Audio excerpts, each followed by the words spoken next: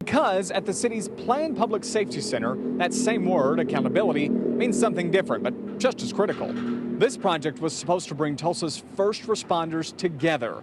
What it's brought are more questions than answers. Where's the money? What's the delay?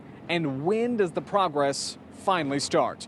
Tonight, we're pressing for those answers. From the outside, it looks spectacular, a massive office building with the space needed for the hundreds of people who make up Tulsa police, fire, records, medical, and more. But as the people in charge take a closer look, costs are mounting. Worst case scenario, $25 million to get us into phase 1 and another $15 million for phase 2. Laurel Roberts, Tulsa's public safety commissioner, addressed the city council's public works committee. She outlined the realities of making the move to the State Farm building. So you got to remember, this building was designed as a State Farm call center.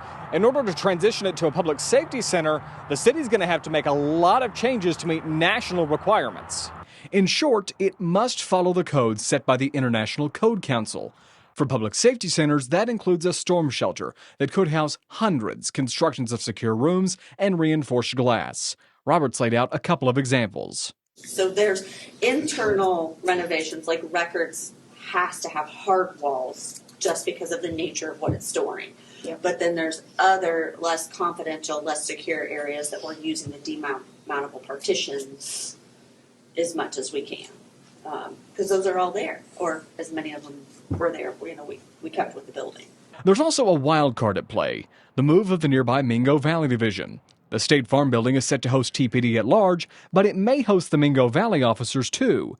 Councilor Christian Mingle wants a clear answer. They keep hearing these rumor mills of Mingo Valley's in, Mingo Valley's out. I'm like, look, we need to find a plan, stick with it, and stop changing it. And that's what, I'm going to be frank, this pisses me off because I felt like we had a good plan, and now I feel like we're just going in circles.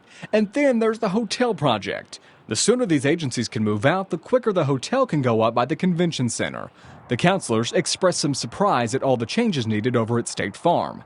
Mark Morris chiming in on social media to say, "You should have known with all that, the grandfather clause was out the window, and anything done with the building permit would have to be brought up to current building code. Time for some new councilors to be elected." Commissioner Roberts says the city is waiting on final, a la carte pricing estimates from the general contractor.